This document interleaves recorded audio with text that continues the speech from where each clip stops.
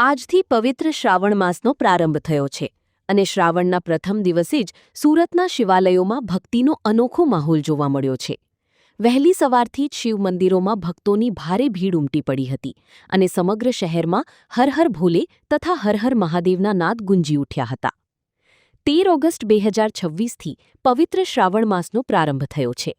શ્રાવણના પ્રથમ દિવસે સુરતના પ્રખ્યાત ઈચ્છાનાથ મહાદેવ, અશ્વની કુમાર સહિતના શિવ મંદિરોમાં વહેલી સવારથી જ ભક્તોની લાંબી કતારો જોવા મળી હતી। ભક્તોએ શિવલિંગ પર જળ, દૂધ, બીલીપત્ર અને ફૂલ અર્પણ કરી ભગવાન શિવની પૂજા અને અભિષેક કર્યો હતો। સમગ્ર શ્રાવણ માસ દરમિયાન મહાદેવના દર્શન અને પૂજાનું વિશેષ ધાર્મિક મહત્વ માનવામાં આવે છે।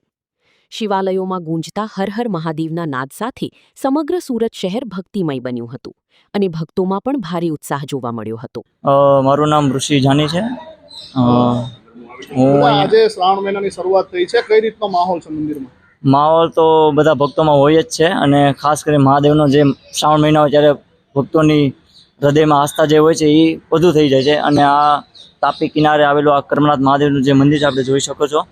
અને અહીંયા શ્રદ્ધાળુઓ ઘણા વર્ષોથી આવે છે। કદમ ઋષિ અહીંયા તપ કર્યું હતું, તેના સાનિધ્યમાં આ પરમ સૂક્ષ્મ રૂપે જે શિવલિંગ છે એની મહિમા સૂક્ષ્મ હોય પણ એમનું સ્વરૂપ બહુ મોટું હોય છે।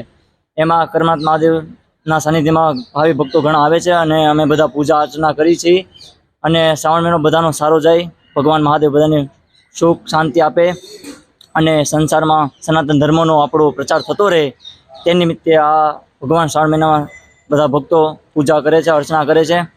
અહીંયા આવો માહોલ થઈ રહ્યો છે।